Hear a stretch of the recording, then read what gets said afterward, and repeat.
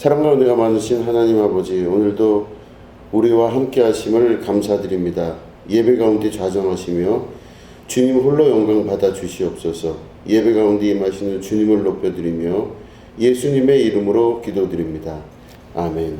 다 같이 일어나셔서 찬송 8장 함께 찬송하시겠습니다.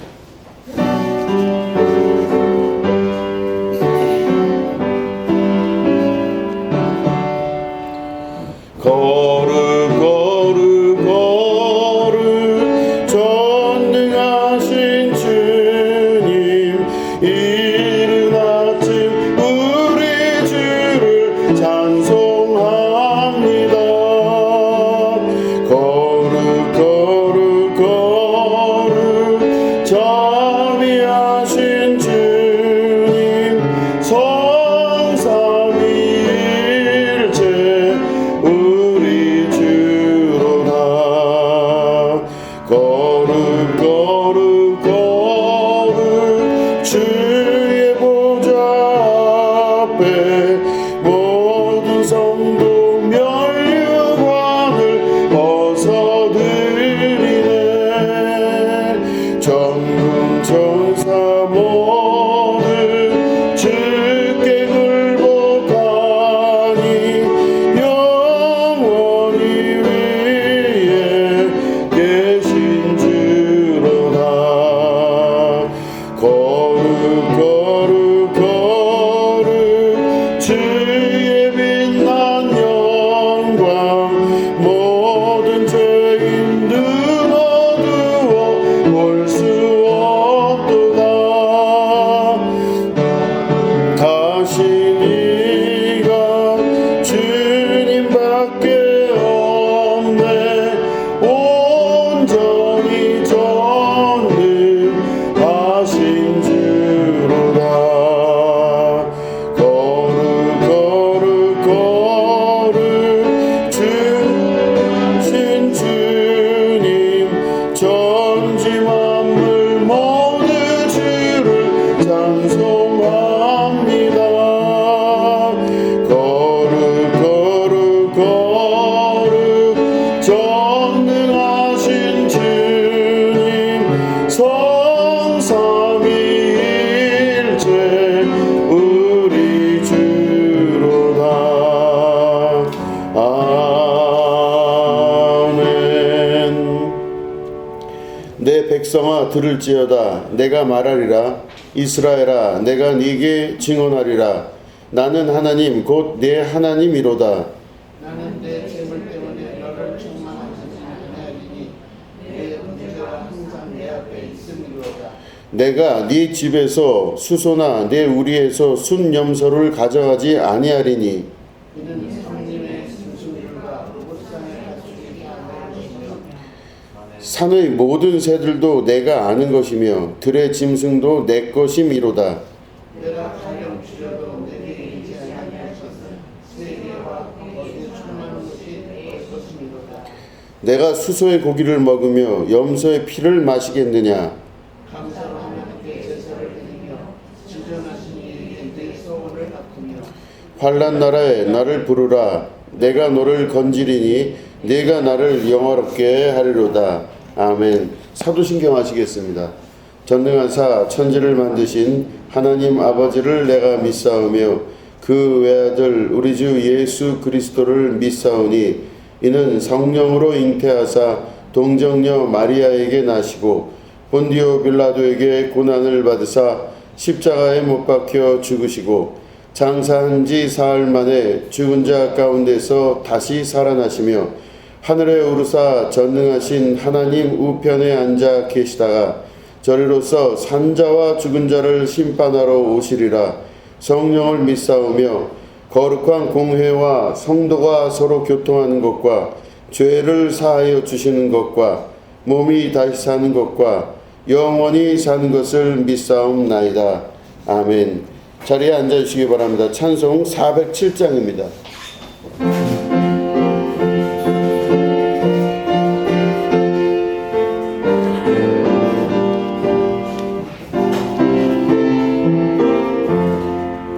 구주와 함께 나 죽었으니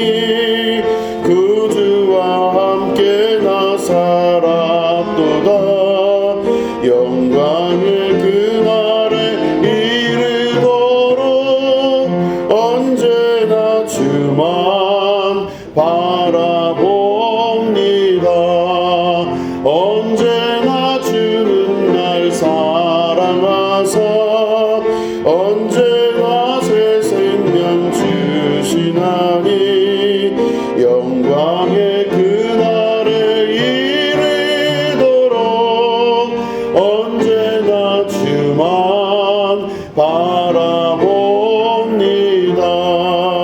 맘속에 시험을 받을 때와 무거운 근심이 있을 때에 주께서 그때도 같이 하사 언제나 나를 도와주시네. 언제나 주는 날 사랑하사 언제나 새 생명 주시나니 영광의 그날에 이르도록 언제나 주만 바라봅니다.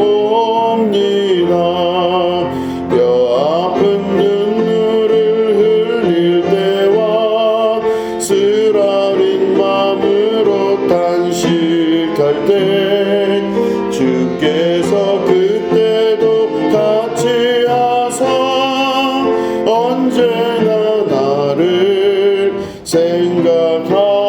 생각하시네. 언제나 주는 날 사랑하사 언제나 새 생명 주시나니 영광의 그날에 이르도록 언제나 주만 바라봅니다. 내 몸의 약함을 아시는 주 못 고칠 질병이 아주 없네. 괴로운 날이나 기쁜 때나 언제나 주만 바라봅니다. 언제나 주는 날 사랑하사 언제나 새 생명 주시나니 영광의 그날에 이르도록 언제나 주만 바라봅니다. 아멘. 드려진 예물을 위해서 기도하겠습니다. 하나님 아버지, 예물 드린 손길들을 기억하시고 이들에게 하나님께서 주시는 한량없는 복과 은혜를 내려주시며 물질에 지배당하는 자 되지 않게 하시고 물질을 지배하고 다스리고 정복할 줄 아는 축복의 자녀들이 되게 하여 주시옵소서. 인생 살아가는 가운데 끌려다니지 않는 삶 살게 하시고 우리에게 주어주신 주권과 우리에게 주어주신 주인된 그 모든 권리를 누리며 살 수 있는 축복의 자녀들 될 수 있도록 인도하여 주시옵소서. 하나님께서 이 예배 가운데 함께하여 주시옵시고 이 예물 드린 손길들에게 복의 복을 더하셔서 그들이 하나님께서 주시는 신령한 승리의 역사를 경험할 수 있도록 인도하여 주시옵소서. 감사드리며 예수님의 이름으로 간절히 축복하며 기도드립니다. 아멘. 하나님 말씀 함께 보시겠습니다. 열왕기상 11장 9절부터 13절까지 있는 말씀입니다.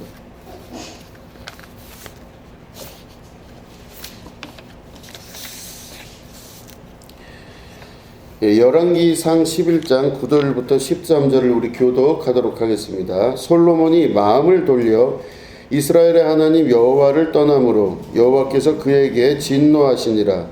여호와께서 일찍이 2번이나 그에게 나타나시고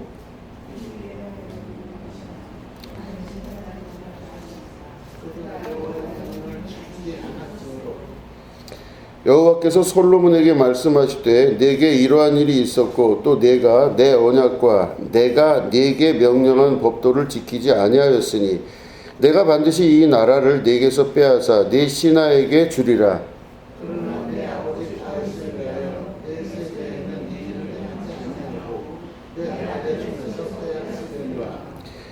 오직 내가 이 나라를 다 빼앗지 아니하고 내 종 다윗과 내가 택한 예루살렘을 위하여 한 지파를 네 아들에게 주리라 하셨더라. 아멘. 오늘은 여호와를 떠남으로 라는 제목 가지고 함께 말씀을 나누도록 하겠습니다. 이스라엘이 가나안 땅에서 정착을 하고 나서 그 이후에 다윗과 사울과 그 다음에 다윗, 솔로몬을 거치고 나서 나라가 두 군데로 갈라집니다. 그래서 북이스라엘과 남유다 이렇게 두 군데로 갈라지게 됩니다. 그 갈라지게 된 이유와 원인이 어디 있을까 이렇게 성경을 뒤져보면 결국엔 솔로몬 때문에 갈라지게 됩니다. 그러니까 이스라엘이 무너지고 갈라지게 된 처음 시작은 솔로몬 한 사람 때문입니다. 한 사람의 책임이 그렇게 클까? 굉장히 큽니다. 결국에는 그 솔로몬 왕이 택한 행동과 말과 생각으로 인해 가지고 이스라엘은 두 군데로 갈라지게 되고 그 이후에 그 두 군데의 역사는 서로 분쟁이 일어나게 되고 질투 시기가 일어나며 나중에는 북이스라엘이 먼저 망하고 그 이후에 남유다가 망하게 됩니다. 결국엔 그들이 전부 망하게 되고 또 망하게 된 것으로 끝나는 것이 아니라 끌려다닙니다. 그래서 이민족 전민족에게 지배를 당하고 끌려다녀서 어디 정착을 못하고 살게 됩니다. 그래서 실제로 이 이스라엘이라는 나라는 별로 정착을 오래 한 적이 없는 나라가 됩니다. 그 이후로도 계속적인 디아스포라, 끌려다니고 또 넘어다니고 다른 민족, 다른 국가에 지배당하고 근대에 와서는 여러분 잘 아시는 나치에 의하여 히틀러에 의하여 그들이 대량 학살을 당하게 됩니다.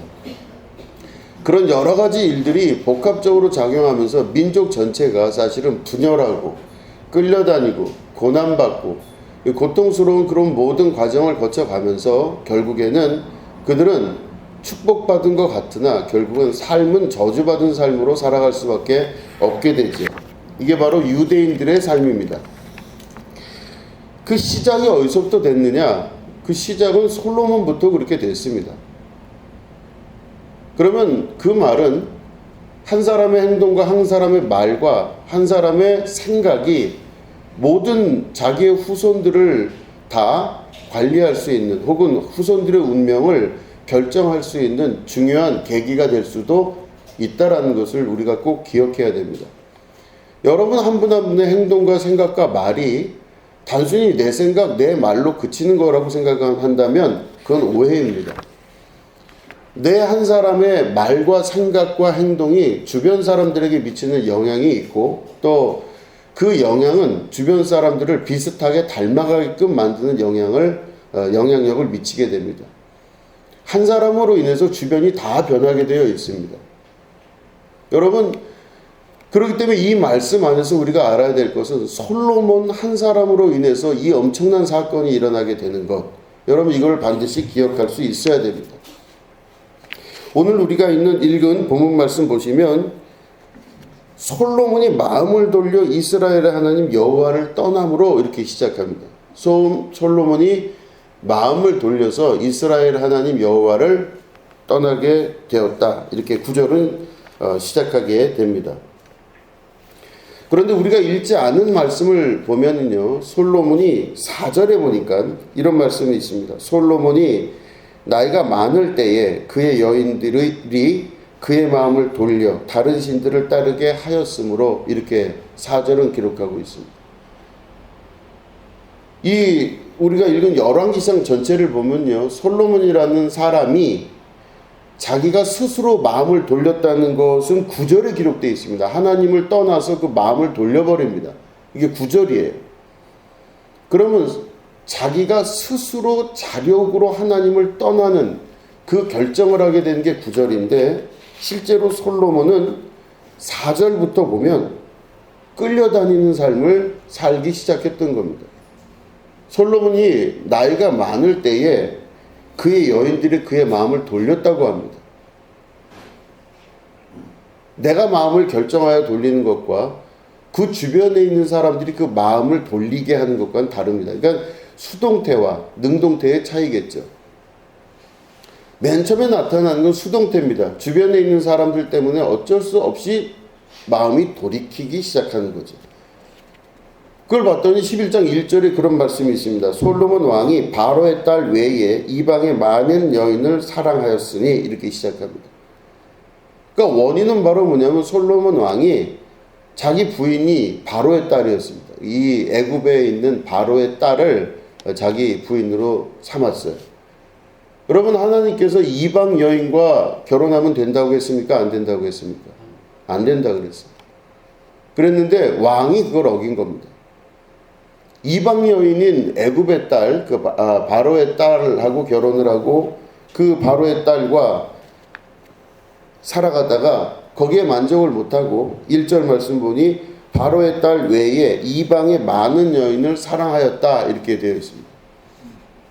그러니까 바로의 딸까지 어기고 나니까 그 다음에는 그 다음 외국 여인들에 대해서 계속적으로 관심을 가지게 되었다는 뜻입니다. 하나님이 이방인들과 결혼하지 말라 그랬는데 한 번 무너지고 나니까 두 번, 세 번이 계속 무너지게 된다고 하는 것입니다.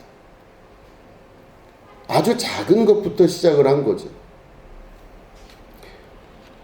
그래서 보면은 자기 부인이 바로의 딸이었는데 어떤 이방 여인들을 또 좋아하나 봤더니 모압과 암몬과 에돔과 시돈과 헷 여인들을 좋아하게 되었어요. 그러니까 자기네 이스라엘 사람들을 별로 좋아하지 않아요. 다른 이방 여인들을 막 좋아하기 시작합니다. 그래서 보면요, 이 솔로몬 왕이 3절에 보니까 그 사람이 얼마나 부인이 많은가 봤더니 후궁이 700명이요 첩이 300명이라고 되어 있습니다. 후궁과 첩을 합하면 1000명이에요. 솔로몬의 부인들이. 기가 막힌 일입니다. 그래서 3절에 보니까 뭐라고 되어 있냐면요, 그런 엄청난 1000명 되는 부인들이 있었는데 그의 여인들이 왕의 마음을 돌아서게 하였더라 이렇게 기록되어 있습니다. 이방 여인들이 와서 결국엔 솔로몬의 마음을 어지럽히기 시작하는 겁니다. 그런데 처음부터 그럴 리는 없다고 자기도 믿은 거죠. 이 솔로몬은 아닙니다. 하나님, 제가 이방 여인을 비록 요거 한 번만 어기고 내가 애굽의 딸과 결혼을 하겠지만 저는 하나님께서 주신 지혜와 능력과 힘으로 이 모든 걸 잘 감당해서 이겨나가겠습니다. 이렇게 아마 기도를 하고 약속을 했을 것 같습니다. 그런데 아주 작은 것 같은 그 이방 여인 한 명과의 결혼이 그 이후에 또 다른 이방 여인들을 사랑하게 되고 또 그들이 결국에는 솔로몬의 마음을 돌아서게 점점 만들어갔다 이렇게 합니다. 그러니까 이게 처음엔 그렇지가 않은 거예요. 근데 시간이 갈수록 이게 점점 커지고 굵어지고 막 이렇게 힘의 역사가 나타나더니 4절에 보니까 솔로몬의 나이가 많을 때예요. 그러니까 힘이 빠졌다는 뜻입니다. 더 이상 솔로몬이 자기 힘과 능력이 있지 않을 때 그때에 그의 여인들이 그의 마음을 돌려서 다른 신들을 따르게 했다고 했습니다. 그럴 때 4절에 보니까 뭐라고 기록되어 있냐면 왕의 마음이 그의 아버지 다윗의 마음과 같지 아니하여 이렇게 되어 있습니다.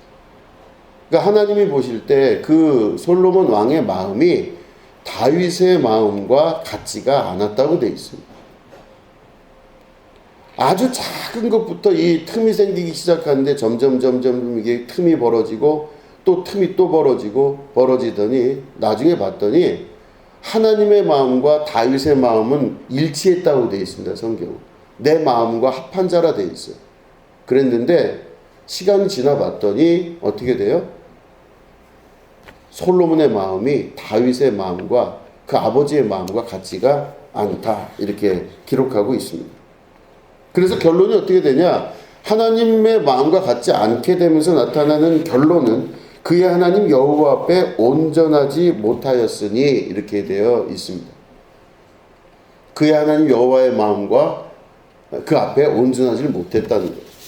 그러면 이 사람은 어떻게 지금 변해간 거냐면요, 다윗의 마음과 하나님의 마음은 같은 마음을 품고 갔는데 솔로몬의 마음은 아주 작은 물이 새기 시작하면서 점점 변해가서 그 마음이 아버지 다윗의 마음과 멀리 떨어지고 여호와 하나님의 마음과 동시에 같이 멀어지기 시작하고, 그랬더니 결국엔 그 솔로몬이 여호와 앞에 온전하지 못한 자가 되었다가 결론입니다. 온전하지 못한 자가 되면서 나타나는 현상은 바로 뭐냐? 그의 여인들이 솔로몬의 마음을 움직여서 하나님을 떠나가게끔 만드는 그 일들을 감히 감행하기 시작했다는 것입니다. 자, 그러면 도대체 아버지 다윗의 마음과 다르고 그 하나님의 마음에 온전하지 못했던 그 삶은 어떤 삶이었을까요? 하나님께서 말씀하시기를 이 다윗은 내 마음에 합한 자라 그랬습니다. 그 말은 여러분, 내 마음과 다윗의 마음이 같은 마음이다 이런 뜻이겠죠. 그러면 하나님의 마음과 다윗의 마음이 같은 마음이다 하는 건 바로 뭐냐면, 하나님은 이스라엘만 바라보십니다. 여러분, 성경 전체를 보시면 하나님의 시각은 뭐에만 나타나냐면 이스라엘에만 나타나세요. 성경에 여러분 기록된 모든 역사는 이스라엘이에요. 다시 말해 하나님의 백성, 하나님의 백성 공동체, 하나님의 나라입니다. 그래서 거기만 바라보는 거예요. 그래서 하나님은 이스라엘이 가장 중요한 거예요. 그 이스라엘만 바라보시는 하나님의 마음, 그게 바로 다윗의 마음과 같은 마음이었습니다. 여러분, 다윗은 이스라엘을 생각했습니다. 하나님이 택하여 부르셔서, 왕이 되지도 않을 사람을 택하여 부르셔서 양치기 하던 다윗을 데려다가 그를 이스라엘의 2대 왕으로 삼으셨습니다. 1대 왕인 사울은 어떤 사람이었습니까? 1대 왕인 사울은 사람들이 보기에 키가 훤칠하고 잘생기고 능력도 많고, 사람들이 보기에 저 사람은 굉장히 괜찮은 사람이에요. 그래서 겉으로 보여지는 사람을 택한 것이 바로 이스라엘의 왕 사울이었습니다. 그랬는데 그 사울이 시간이 지나면서 어떻게 됩니까? 질투와 시기가 어마어마하게 올라오기 시작합니다. 그 시기와 질투는 왜 그럴까요? 만약에 이 사울이 하나님의 나라 백성 공동체 이스라엘만 바라봤다면 사울은 그 안에서 하나님의 뜻을 아마 이룰 수도 있었을 겁니다. 근데 봤더니 그 이후에 사울은 이스라엘을 보는 게 아니라 자기를 보기 시작했어요. 누가 나를 어떻게 평가하나를 보기 시작한 겁니다. 사울은 천천히요, 다윗은 만만이라. 사람들이 막 다윗이 대단하다고 이야기하니까 그걸 못 견디는 겁니다. 이 시기 질투를 견딜 수가 없는 거예요. 그러니까 이 사울이 그 시기심과 이기심 때문에, 그 질투 때문에 못 견디다가 결국에는 다윗을 죽이려고 쫓아다니면서, 국정이고 뭐고 하나도 없어요. 그냥 그것을 하나 쫓아다니는 겁니다. 결국은 그 사울이 패위가 되죠. 그 이후에 다윗이 왕이 되게 됩니다. 무슨 차이가 있냐면, 사울은 이스라엘의 1대 왕으로 있었다가 자기를 바라보는 사람으로 변하기 시작한 거예요. 자기를 바라보기 시작하고 자기 인생에 대해서 생각하기 시작한 사람이 된 겁니다. 근데 다윗은 그렇지가 않아요. 다윗은 자기 출신 성분부터 알기 시작했고, 이 다윗은 자기가 왕이 될 수가 없는 사람이란 걸 아는데 왕이 된 것에 대한 너무나 많은 생각을 했던 사람이 바로 다윗입니다. 그리고 하나님께서 무엇을 말씀하시는지, 그리고 무엇을 원하시는지를 아는 거예요. 그래서 자기를 돌보지 않고 하나님의 나라를 돌보기 시작합니다. 이게 다윗의 역사입니다. 그러니까 하나님께서 바라보실 때 다윗이 내 마음에 합한 자라. 이게 맞는 말씀이에요. 내 마음에 합한 자라. 나는 이스라엘만 보는데 다윗도 이스라엘만 보더라 이겁니다. 참 신기하고 이상한 일입니다. 그러니까 하나님이 볼 때 어떻게 쟤는 나랑 그렇게 마음이 비슷할까? 그런 마음을 가지게 되는 것이죠. 하나님의 마음과 같은 마음을 품는다는 것은 이스라엘을 생각하고 이스라엘만 보는 것입니다. 그런데 솔로몬이 다윗과 같은 마음을 가지지를 않았다는 겁니다. 아마 초창기에는 다윗과 같은 마음을 품었을 거예요. 그 아버지한테 배웠던 게 있을 겁니다. 그런데 이 솔로몬이 시간이 지나면서 점점점 주변을 보기 시작하는 것입니다. 지금까지 주님만 바라봤던 다윗 아버지였는데 솔로몬은 지혜와 명철이 뛰어나면서 동시에 최대의 확장이 됩니다. 이스라엘이란 나라가. 부국강병이 일어나기 시작하고 어마어마한 재산들이 들어오기 시작합니다. 주변에 있는 많은 사람들이 정말로 부러워할 정도로 대단한 축복을 받기 시작합니다.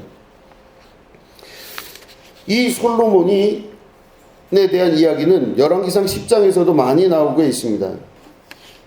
솔로몬에 대한 평가를 열왕기상 10장에는 뭐라고 하고 있냐면요. 솔로몬 왕이 쳐서 느린 금으로 큰 방패 200개를 만들었으니 매 방패에 든 금이 600세겔이며 이렇게 시작합니다. 그러니까 방패도 금으로 만들었다고 되어 있습니다. 쳐서 늘린 금으로 또 작은 방패 300개를 만들었대요. 또 이 솔로몬 왕이 상아로 된 큰 보좌를 만들고 그 상아로 된 보좌에다가 정금을 입혔다고 열왕기상 10장은 기록하고 있습니다. 솔로몬 왕이 마시는 그릇은 다 금이요. 레바논 궁의 그릇들도 다 정금이라. 은 기물이 없으니 솔로몬의 시대에 은을 귀히 여기지 아니함은 왕이 바다에 다시스 배들을 두어서 히람의 배와 함께 있게 하고 그 다시스 배로 3년에 한 번씩 금과 은과 상아와 원숭이와 공작을 실어왔습니다. 그러니까 무지막지하게 주변에 있었던 국가로부터 많은 물자들을 가지고 왔던 것입니다. 금과 원숭이와 상아와 은과 이런 걸 실어왔는데 은이 너무 많이 있으니까 은의 가치가 그렇게 대단하게 여겨지질 않는 거예요. 그 정도로 모든 물자가 많았고 모든 것들이 풍요로운 시대였습니다. 이게 바로 솔로몬의 시대였습니다. 근데 이 솔로몬이 말씀드린 대로 하나님의 생각을 하지 아니하고 하나님과 같은 마음을 품지 아니함으로 말미암아 주변 사람들을 보기 시작하는 겁니다. 이방 민족을 보기 시작하는 거예요. 자기네 나라 사람하고 결혼하려니 별로 마음에 들지가 않는 거예요. 이스라엘 사람들하고는 결혼할 마음이 없었던 거죠. 그러니까 주변에 있었던 수많은 국가들을 보는 겁니다. 이 나라 저 나라를 다니면서 이 여자 저 여자를 다 보기 시작하면서 자기 부인들을 수많은 국가에 있는 부인들을 데려오기 시작해요. 근데 하나님이 그걸 반대하셨습니다. 너 그렇게 하지 마라. 그러니까 2번이나 경고했다고 성경은 말씀하고 있어요. 너 그렇게 하지 마라 그랬습니다. 그런데 말을 안 들어요. 그렇게 하지 말라 그런데 말을 안 듣고 솔로몬이 이방 여자들을 계속 부인으로 삼습니다. 하나님이 그랬습니다. 너 이방 여자들하고 결혼하지 마라. 이유가 뭐냐? 너는 지금은 네가 뭔가 할 수 있어서 그럴 것 같지만 시간이 지나면 반드시 너 무너질 때가 온다는 겁니다. 그 이방 여자들은 이방 신상을 세워서 하나님을 멀리하고 다른 우상들을 섬기는 일에 익숙한 사람들이니 네가 지금은 괜찮은데 시간이 지나면 반드시 무너지게 될 것이다. 하나님이 경고를 하셨어요. 그런데 아니나 다를까? 솔로몬이 하나님 말씀 듣지 않냐고 자기 마음대로 자기 뜻대로 그 모든 이방 여인들과 결혼을 추진해서 결국에는 아까 말씀드린 대로 후궁이 700명이요 첩이 300명이요 어마어마하게 되는 1000명 이상 되는 여인들과 결혼을 하게 됩니다. 솔로몬은 주변 이방 사람들을 보기 시작했고 또 솔로몬은 금에 관심을 두기 시작했고 또 왕궁에 관심을 두기 시작했습니다. 자기가 사는 집이 이렇게 되면 안 되겠다고 생각을 한 거예요. 그래서 자기가 사는 집을 증축하고 개축하면서 수많은 세금을 걷어들이기 시작합니다. 어마어마한 세금을 걷어들이면서 그때 당시에 있었던 사람들을 노예로 사용하기 시작하는 거죠. 그때 그 노예들이 바로 누구냐면 이스라엘 사람들이 가나안 땅에 정복을 해서 들어갔을 때 그 정복당한 그 가나안 족속들이 있었습니다. 근데 정복당한 가나안 족속에 있던 사람들을 다 죽이지 않고 그들 후손들이 남아 있었어요. 그러니까 그들을 노예로 삼았던 거죠, 이스라엘이. 그 노예로 삼은 사람들을 솔로몬 왕이 왕궁을 짓는데 무지막지하게 사용하기 시작합니다. 그들의 불만은 하늘 끝까지 올라가기 시작해요. 그런데 노예니까 어떻게 할 수 있는 방법이 없는 거예요. 노예이기 때문에. 그래서 그들이 그 시간을 보내면서 계속 쌓인 불만을 털어놓지 못하고 있다가 나중에 정치적으로 이용을 당하게 됩니다. 많은 노예들, 많은 국민들이 왕에게 불만이 있다는 걸 알면, 여러분 우리가 보통 보면 그렇지 않습니까? 왕에게 불만이 있다는 세력이 있는 걸 알면 그 세력을 이용하는 사람들이 나타나게 되는 것입니다. 불만 있는 사람들의 세력을 이용하기 시작하면은 왕의 권위가 무너지기 시작했을 때, 혹은 왕이 힘이 빠지기 시작했을 때 그 왕을 무너뜨릴 수 있는 아주 중요한 도구가 되는 것입니다. 근데 그게 누가 그렇게 했습니까? 이스라엘의 12부족 중 10부족이 아버지의 뜻을 거스르고 결국에는 왕의 뜻을 거스르고 왕의 칼을 겨누는 사람들로 변하기 시작하는데, 그들이 그 노예들을 활용하기도 했고, 그래서 그 중 하나가 여로보암이라는 사람이 그 10부족에서 왕이 되기 시작하면서 북이스라엘의 첫 번째 왕으로 등극하는 역사가 나타납니다. 이 모든 일의 시작은 바로 뭐였냐면 결국엔 무지막지한 세금, 결국 돈 문제와 두 번째는 건축 문제였습니다. 이 사람들의 노동력을 갖고 와서 무지막지하게 그 왕궁을 짓는 일에 사용을 했는데 그걸로 인해서 고통을 받게 되었다는 것입니다. 여러분, 바르게 살려면 어떻게 했어야 될까요? 솔로몬이 왕궁 짓는 일과 금은 보화를 얻는 일에 신경을 쓰지 아니하고 하나님께서 주신 하나님의 나라를 건설하는 일에 신경을 썼어야 됩니다.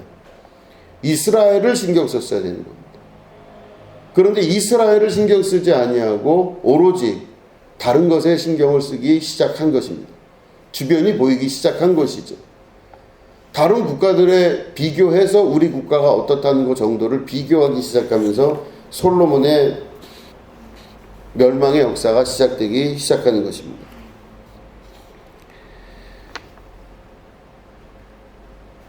중요한 것은 바로 솔로몬의 선택이었습니다. 솔로몬이 무엇을 선택하는가? 솔로몬은 그때 이스라엘을 선택하지 아니하고 이방 나라와의 비교를 통해서 자기의 우위를 선택한 것입니다. 사울과 같은 길을 걸은 것입니다. 하나님 나라의 백성 공동체와 하나님 나라를 보는 것이 아니라 자기를 보기 시작하는 겁니다. 자기 인생, 자기 삶, 자기의 역사를 보기 시작하는 거예요. 내 인생과 내 삶을 보기 시작하면요, 그때부터 나타나는 내 안에서의 모든 감정들은 당연하게 올라올 수밖에 없습니다. 육체 안에서 이루어지고 있는 수많은 감정들, 그거는 우리가 성경 안에서 보면 죄를 짓고 나온 결과라고 말씀하고 있는 것입니다. 에덴 동산에서 쫓겨난 아담과 하와가 가인과 아벨이라고 하는 아들 둘을 낳습니다. 가인과 아벨은, 특별히 가인은 아벨을 돌로 쳐서 죽였습니다. 근데 돌로 쳐서 죽인 그 이유가 뭐냐면은 질투입니다. 하나님께서 아벨의 제사는 받고 가인의 제사는 받지 않았습니다. 그가 불타오르는 질투를 이루 말로 다 할 수가 없었던 것, 이게 바로 인류 최초 첫 번째 살인범죄의 이유가 되었던 겁니다. 인간이 짓게 된 첫 번째 죄의 육체로부터 나오는 근원적 감정 중에 하나가 질투입니다. 그 질투의 감정이 내 안에서부터 나오면서 결국엔 살인이 일어나게 되고 모든 범죄의 시작이 그로부터 시작이 된다고 하는 것입니다. 하나하나 이 모든 것들이 늘어나기 시작하면서 인간 안에 나타나고 있는 수많은 범죄의 역사는 가인으로부터 시작됐다고까지 얘기할 수 있는 것이죠. 그럴 때 가인의 자손이 아닌 하나님께서 죽은 아벨을 대신해서 셋을 아들로 주시고 그 셋을 통하여서 하나님의 역사를 이루게 되는 것입니다. 그 셋의 역사를 통하여서 하나님의 나라가 계속 이루어지게 되죠. 하나님께서 그 역사를 우리에게 말씀하시는 건 바로 무엇이냐면 육체대로 살지 아니하고 영으로 사는 자의 삶을 택하는 것입니다. 육체대로 산다면요, 자기 자신에게로 돌아가기 시작합니다. 육체대로 산다는 것은 자기 자신을 중심으로 생각하고 자기 자신을 중심으로 결정하는 사람으로 살게 되는 것을 말하는 것입니다. 그렇게 되면 육체로 돌아가게 되고 다른 사람들과 크게 다르지 않은 인생의 길을 걸어가게 되는 것입니다.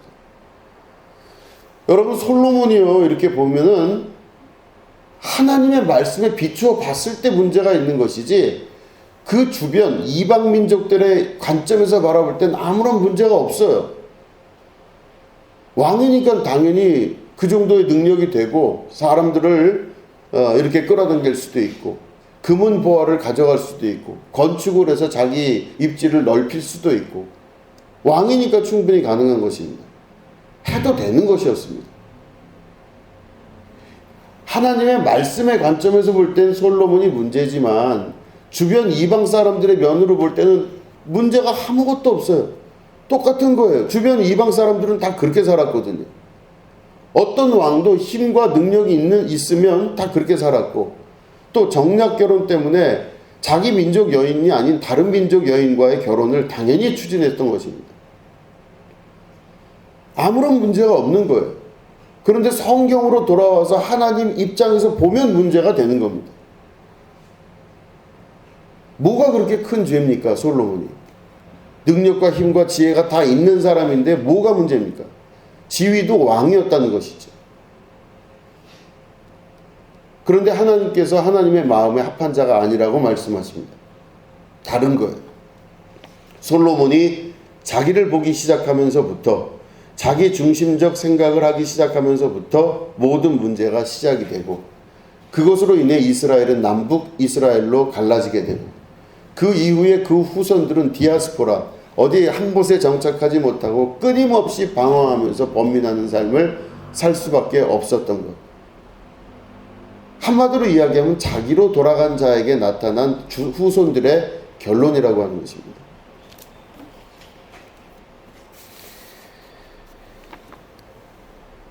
솔로몬을 통해서 우리가 알아야 되는 건 바로 뭐냐면 자기 자신을 규정하고 제한하는 일에 힘을 써야 되는 것입니다. 나 자신의 생각과 나 자신의 마음과 내 자신의 뜻을 제한할 줄 아는 사람이 되어야 되는 것입니다. 나 자신의 생각과 마음과 뜻을 제한할 줄 아는 것, 이게 복음적입니다. 마땅히 생각할 바 이상의 생각을 품지 않는 것도 중요합니다. 내가 마음대로 살 수 있는데 하나님의 말씀에 맞추어서 살려고 하는 것도 중요한 기준 중에 하나입니다. 뭐 그렇게 나쁜 사람이 어디 있습니까? 다 남들 하는 정도로 하는 거 아니겠습니까? 다른 사람 사는 정도로 사는 게 뭐가 그렇게 큰 죄입니까? 오히려 다른 사람들은 전부 이거보다 훨씬 더 잘 살고 훨씬 더 하고 싶은 거 다 마음대로 하고 자기 뜻대로 다 잘하고 아무런 부족함과 문제가 없어 보이는 그 사람들이 그렇다고 큰 죄인 같아 보이지도 않는데 그들과 내가 뭐가 그렇게 큰 죄인데 왜 교회만 오면 이렇게 힘들게 하는지.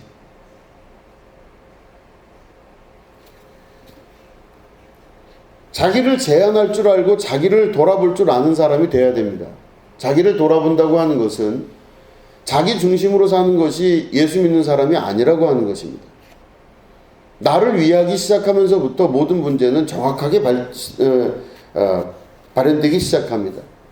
나 중심적 상황을, 나 중심적 세계를 바라보기 시작하면서부터 모든 일들이 발전하기 시작합니다. 내가 힘든 일은 절대 싫은 거죠. 내가 괴로운 것도 싫습니다.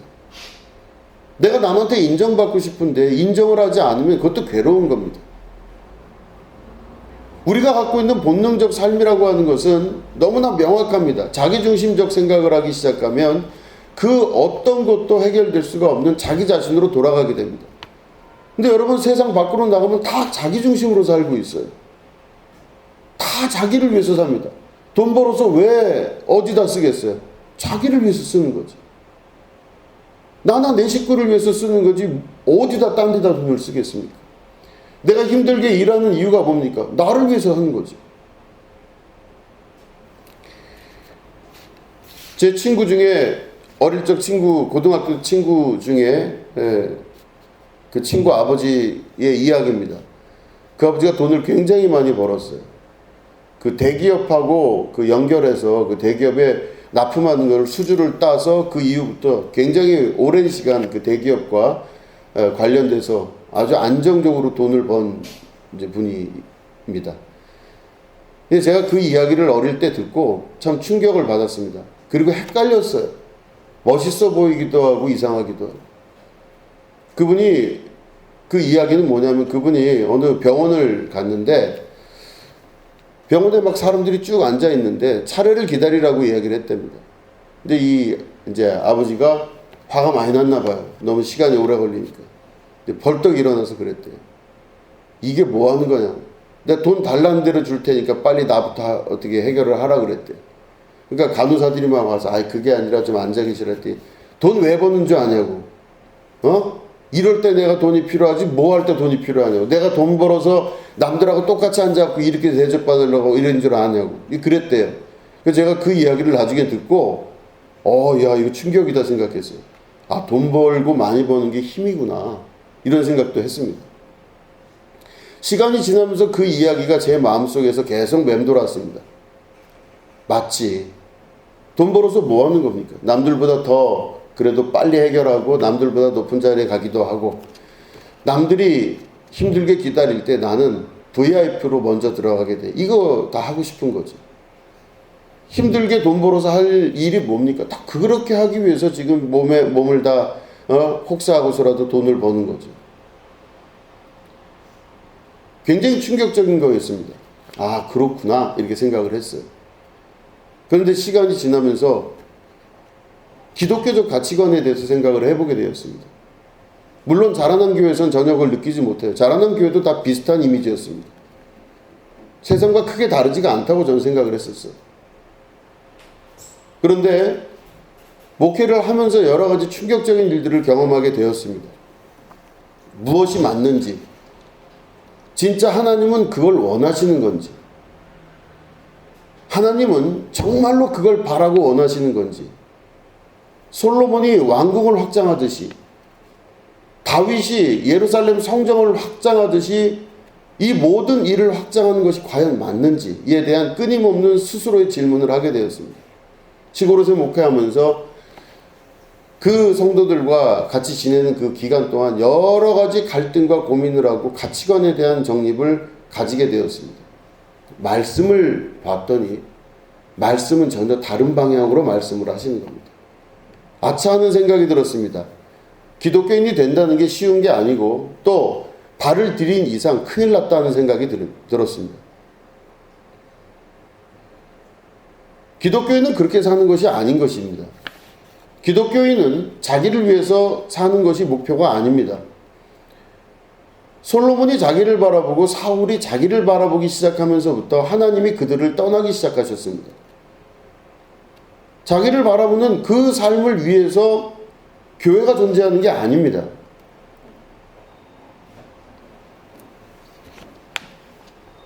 크게 통성으로 기도하면서 다 같이 모여서 기도할 때 이 문제 해결해 주시고 저 문제 해결해 주시고 이거 잘 되게 하시고 저거 잘 되게 하시고 가난한 자는 부자 되게 하시고 병든 자는 병이 낫게 해 주시고 이 문제 저 문제가 막 터져나오면서 그걸 해결하기 위해서 기도하고 두 손 높이 들고 정말로 눈물 콧물 짜내면서 기도했던 적이 있었습니다.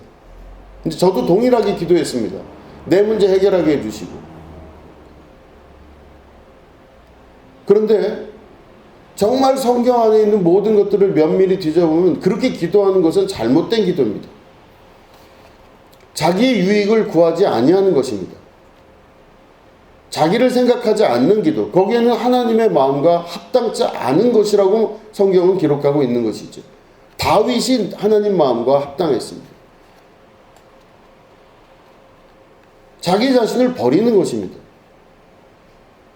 자기 자신을 온전히 포기하고 버리고 자기중심적 사고에서 떠나갈 줄 알아야 기독교인이 된다는 것입니다. 북치고 장구치면서 수많은 사람 모여가지고 기도하면서 울고불고 부르짖는 기도가 다 그 기도 아니었습니까? 이러면 복을 주고 저러면 복을 주고 이러면 잘 되고 누구를 위해서 잘 되는 거고 누구를 위해서 복을 받는 것인지 많은 생각을 하게 됐던 과정들이 있었습니다. 근데 중요한 거는 이스라엘의 1대, 2대, 3대 왕을 거쳐가면서 볼 때 하나님의 뜻이 무엇인지에 대해서는 명확하게 기록되어 있는 것입니다. 하나님은 오죽하면 그런 말씀을 하십니다. 내가 솔로몬 때까지는 봐주겠다 그러셔요. 왜냐? 그 아버지 다윗 때문에 내가 솔로몬 때까지는 봐주겠다. 그러나 솔로몬 이후에는 그 나라가 망하게 될 것이다. 이렇게 말씀하세요. 다 빼앗아 버리라. 그 아버지 선대에 다윗이 있기 때문에 그나마 봐준 거지 솔로몬까지는 봐준 건데 솔로몬 때문에 봐주시는 게 아니라 다윗 때문에 봐준다고 말씀하세요. 다윗 때문에.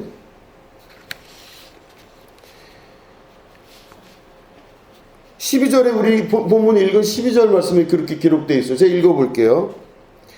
그러나 네 아버지 다윗을 위하여 네 세대에는 이 일을 행하지 아니하고 네 아들의 손에서 빼앗으려니와 그랬어요. 다윗 때문에 솔로몬한테는 안 건드리겠다고 말씀하시는 겁니다.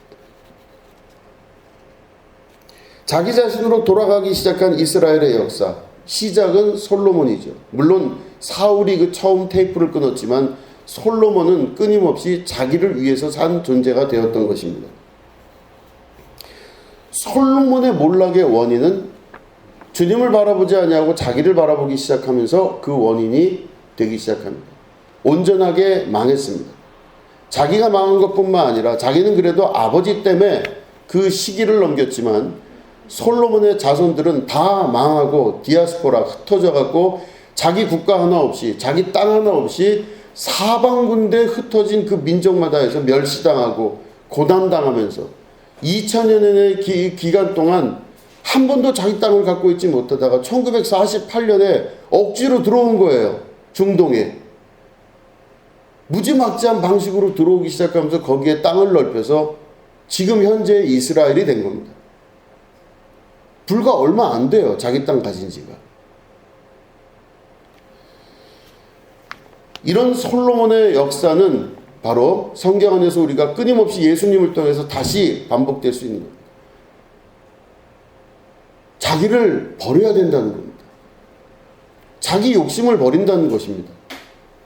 자기 스스로 자기를 생각하는 문제를 버릴 수 있어야 된다는 겁니다. 쉽지 않습니다. 우리는 조금만 틈만 나면 자기를 생각하는 사람으로 변해나가게 됩니다. 저도 동일한 그런 일들을 겪게 됩니다. 생각을 하는 겁니다. 저도 저 목회에 대해서 저 인생에 대해서 어느 순간 돌아보는 시간이 되기 시작해요. 그럼 내가 지금 뭘 보고 있으며 뭘 하고 있나를 막 생각을 합니다. 너 진짜 뭐 하고 있느냐? 그럼 내 생각의 모든 이 방향과 흐름들을 제가 계속 쫓아가 봅니다. 제가 무슨 생각을 하고 있으며 나에 대해서 어떤 생각을 하고 있나를 제가 막 돌아보면 희한하게 아닌 것 같은데 나는 정말 그런 적이 없는 것 같은데 제가 주변을 바라보기 시작하고 나를 비교하기 시작하더라는 것입니다. 주변 사람들이 정상이고 나는 비정상인 것 같은 생각이 들 때 그 휘몰아치는 이 감정은 이루 말로도 할 수가 없습니다. 주변 사람들이 정상이고 내가 비정상이에요. 여러분 근데 솔로몬이요. 왜 그렇게 됐겠어요? 주변 나라들을 봤더니 힘도 없고 별것도 없는 나라의 왕들이 수많은 이방 여인들과 결혼을 하고 이방 사람들을 데려다가 자기 마음대로 살아갈 수 있는 이 권력과 힘과 능력, 돈을 갖고 있었어요. 근데 솔로몬이 가만히 생각해 보니까 자기가 훨씬 돈 많거든요. 훨씬 힘도 세요. 그럴 때 자기 능력이 무시당하는 게 싫었을 겁니다. 그래서 솔로몬은 하나님의 뜻을 어기려고 해서 어긴 게 아니라 다른 사람들을 보기 시작하면서 자기가 무너지는 것을 전혀 모르는 상태에서 하나하나 무너짐을 경험하게 됩니다. 말씀드린 대로 나이가 들어서 이제는 아무런 힘이 없기 시작할 때 그 여인들이 들고 일어나서 솔로몬의 마음을 무너뜨리기 시작해요.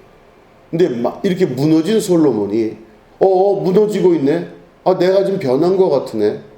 그래서 이렇게 무너지는 삶을 쭉 살아가다가 아까 말씀드린 대로 9절에 보니 솔로몬이 마음을 돌려 이스라엘의 하나님 여호와를 떠남으로 이렇게 시작합니다.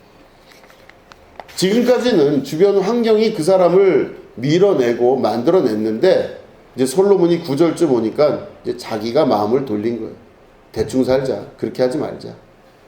뭐 하나님 말씀을 지키기도, 뭐 하나님 말씀을 어떻게 하고, 지긋지긋하다. 이제는 그만두자. 그래서 솔로몬이 마음을 돌려 여호와 하나님으로부터 떠나가기 시작했습니다.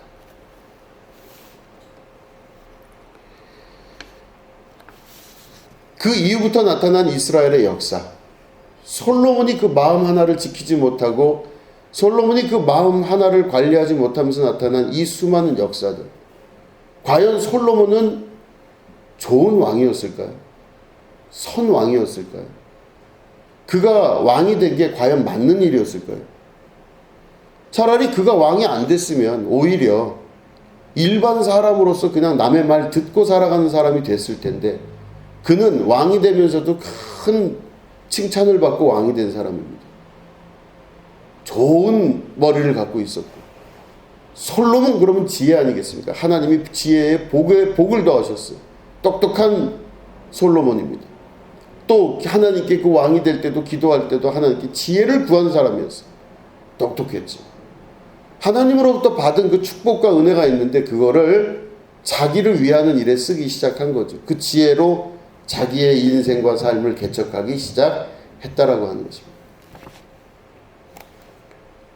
오늘 우리 앞에도 놓여져 있는 중차대한 여러 가지 문제들이 다 있을 줄로 믿습니다.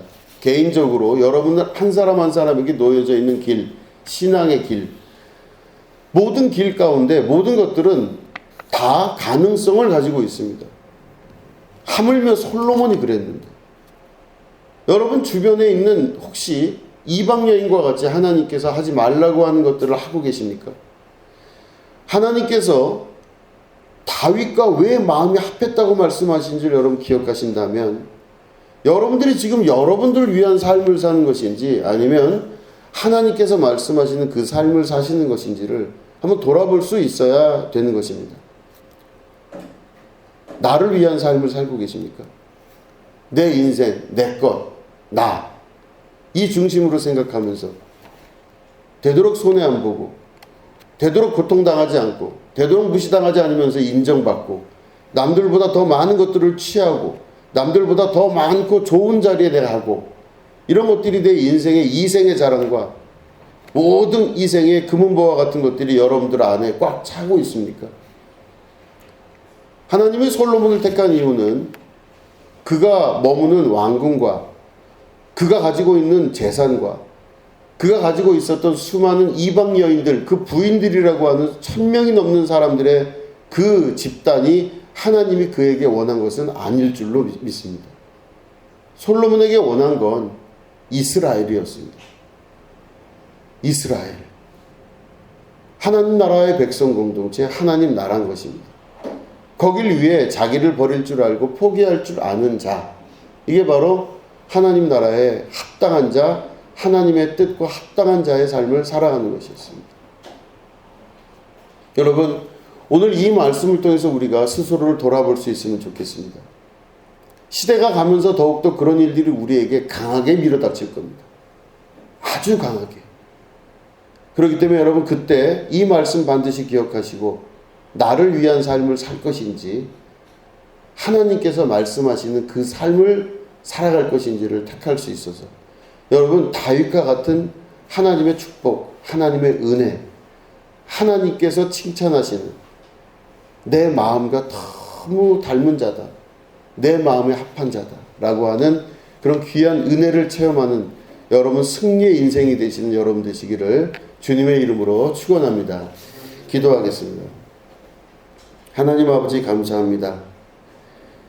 솔로몬의 선택, 그 작은 틈을 통하여서 이스라엘의 어마어마한 후손들의 미래가 결정되었음을 말씀을 통해서 배우게 됩니다. 하나님 아버지, 우리가 나를 생각하는 자가 되지 아니하고 하나님의 뜻을 생각할 줄 아는, 그리고 하나님의 마음에 합한 자가 될 줄 아는 그런 결단의 삶을 살아가게 도와주시옵소서. 내 뜻대로 마옵시고 아버지의 뜻대로 하여 주시옵소서. 우리 주님 기도하신 내용입니다. 내 뜻을 없앨 테니 아버지 뜻대로 살기를 원합니다. 이런 뜻입니다. 하나님, 내 뜻을 없애고 아버지 뜻에 순종할 줄 아는 자 되게 도와주시옵소서. 지금은 우리 구주 예수 그리스도의 은혜와 하나님 아버지의 지극하고 무궁하신 사랑과 성령님의 감화감동 축복교통 역사하심이 오늘 예배 가운데 함께하는 주님의 거룩한 백성들 위에 지금부터 영원히 함께 하옵시기를 간절히 축원하옵나이다. 아멘.